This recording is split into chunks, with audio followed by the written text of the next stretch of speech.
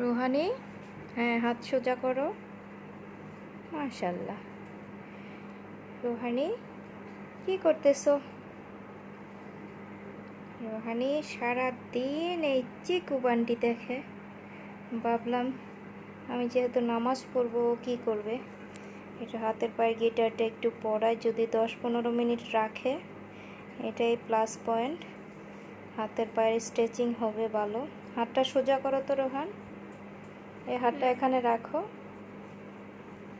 মাশাআল্লাহ। আবার একটু মাথার পিছনে নাও তো, একটু করো দেখি, দুটোটা হাতে একটু ক্লাব দাও তো, একটু হাতে তালি দাও তো, করি হাতে তালি দিতে পারো?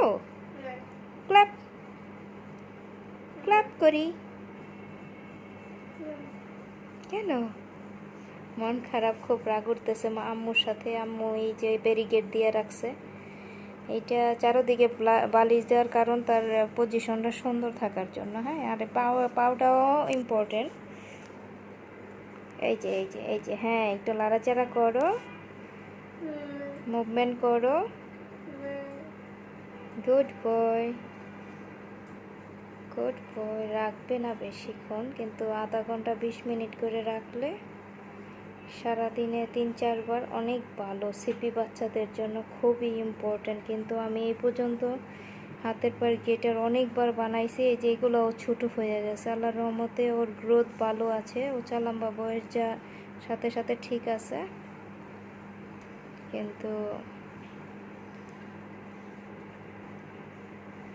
গিটারগুলো আবার ছোট হয়ে গেছে।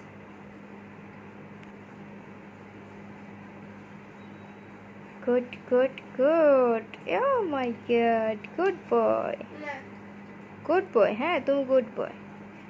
সবাই তোমাকে দেখে তুমি যে কি সুন্দর করে এক্সারসাইজ করো, আমার আম্মুর কথা শোনো, আম্মুর কথা শোনো, এটা সবাই দেখে নিতেছে, ঠিক আছে?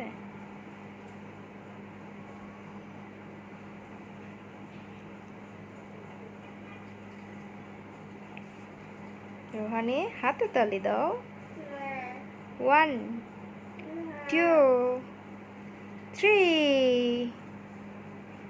1 2 3।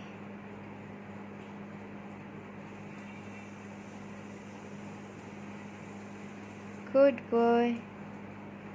সারাদিনে তেমন ব্যায়াম করাইতে না পারলেও ওই গিটারগুলো 2-3 বার পরাইলে ওদের সুন্দর স্ট্রেচিংটা হয়ে যায়। কিন্তু সমস্যা হচ্ছে